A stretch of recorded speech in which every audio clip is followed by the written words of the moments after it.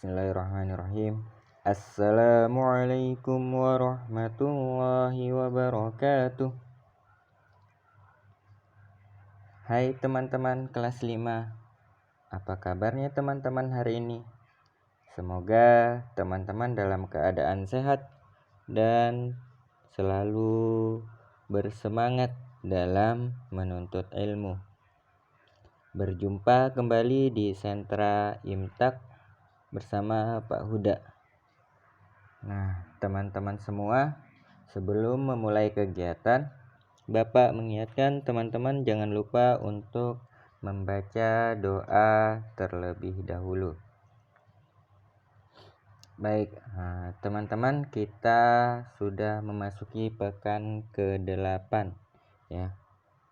Hari ini tema kita adalah negeriku ya, atau berkaitan dengan tanah air Indonesia ya. Berkaitan dengan negara yang kita cintai ini. Ya.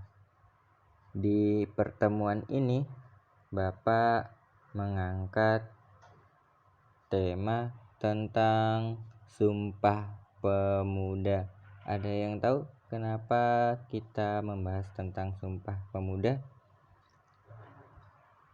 Ya, baik teman-teman, berkaitan dengan Sumpah Pemuda, kita di bulan ini, bulan Oktober ini, tepatnya di tanggal 28 Oktober diperingati sebagai Hari Sumpah Pemuda.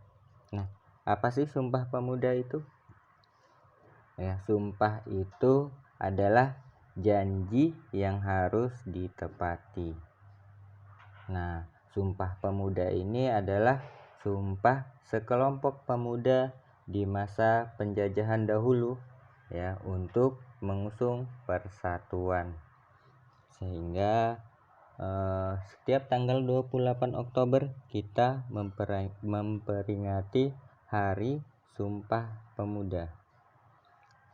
Karena dari jasa-jasanya beliau, para pemuda di zaman dahulu itulah kemudian tercipta persatuan di Indonesia dan berujung pada kemerdekaan negara kita di tahun 1945, tepatnya 17 Agustus tahun 1945. Nah, siapa sih yang menggagas? Nah, Sumpah Pemuda yang menggagas adalah Persatuan Pelajar Indonesia. Jadi yang menggagas untuk melakukan sumpah atau janji itu adalah para pelajar di zaman dahulu ya. Jadi sebelum kemerdekaan, para pelajar-pelajar yang terpelajar kemudian mengadakan pertemuan, dan di pertemuan itu terjadi sumpah ya, disepakati untuk bersumpah tentang persatuan Indonesia ya. Itu terjadi di tanggal 28 Oktober 1928.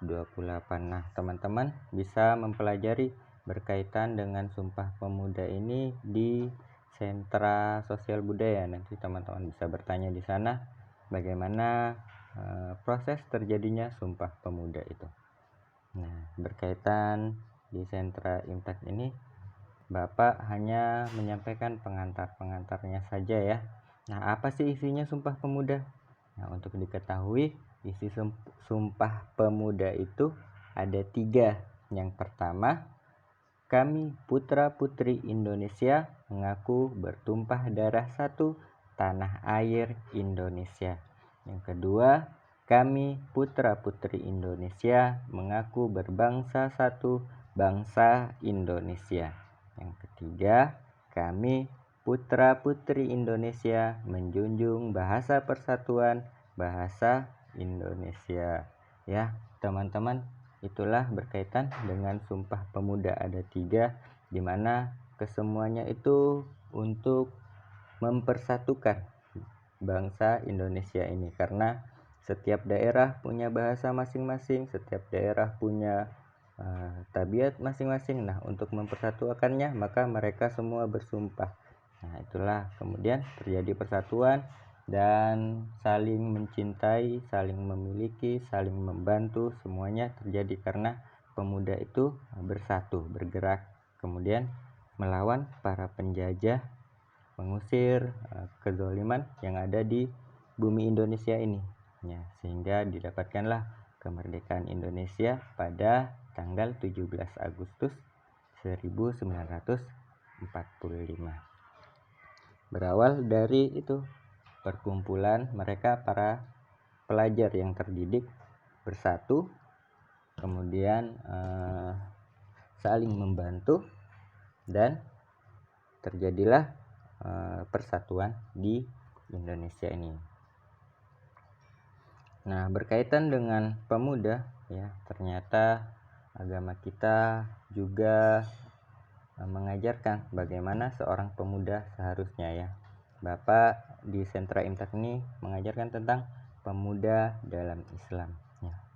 Pemuda itu adalah tonggak estafet perjuangan, ya. Kalau kata Bung Karno, berikan aku 1000 orang tua, akan kucabut akar gunung Semeru. Berikan aku 10 pemuda, akan aku guncang dunia. Jadi pemuda itu penggerak, ya, generator di masa depan. Nah, dalam Islam bagaimana kita menjadi pemuda yang sesuai dengan apa yang diperintahkan oleh Allah dan juga diajarkan melalui sunnah Rasul.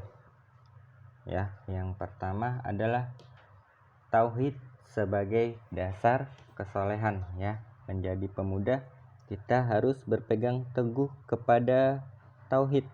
Artinya apapun yang kita kerjakan kita niatkan karena Allah Subhanahu wa taala. Tauhid itu adalah pengesaan Allah. Jadi kita mengakui bahwasanya hanya Allah yang berhak disembah, la ilaha illallah. Nah, karena kita mengakui maka apapun yang kita kerjakan kita kembalikan kepada Allah Subhanahu wa taala. Nah, yang kedua adalah memupuk kepedulian yang tinggi pada sesama, ya. Jadi sebagai seorang pemuda kita harus bisa menumbuhkan rasa peduli, ya.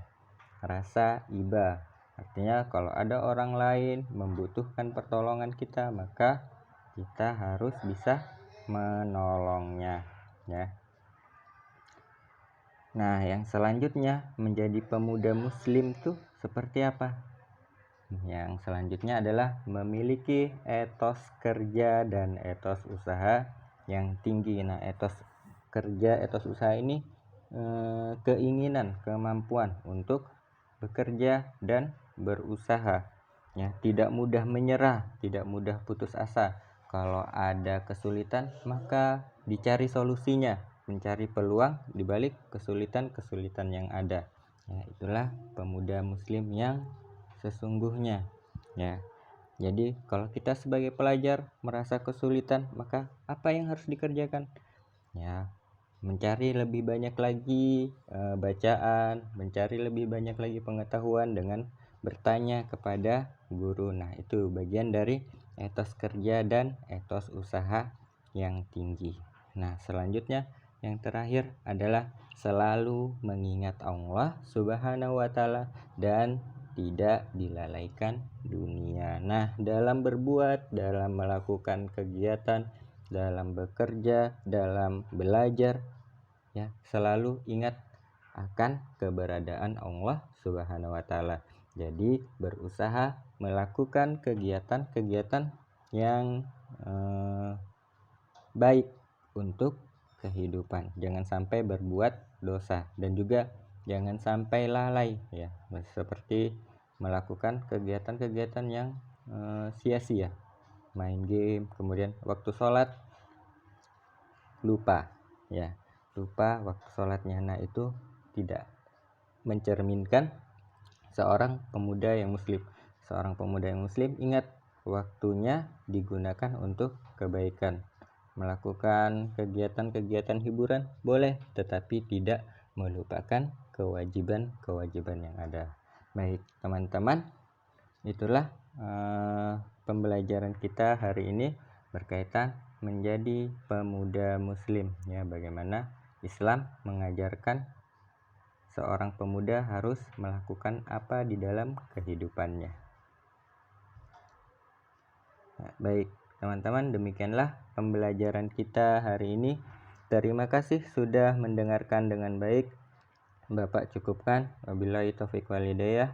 Wassalamualaikum warahmatullahi wabarakatuh.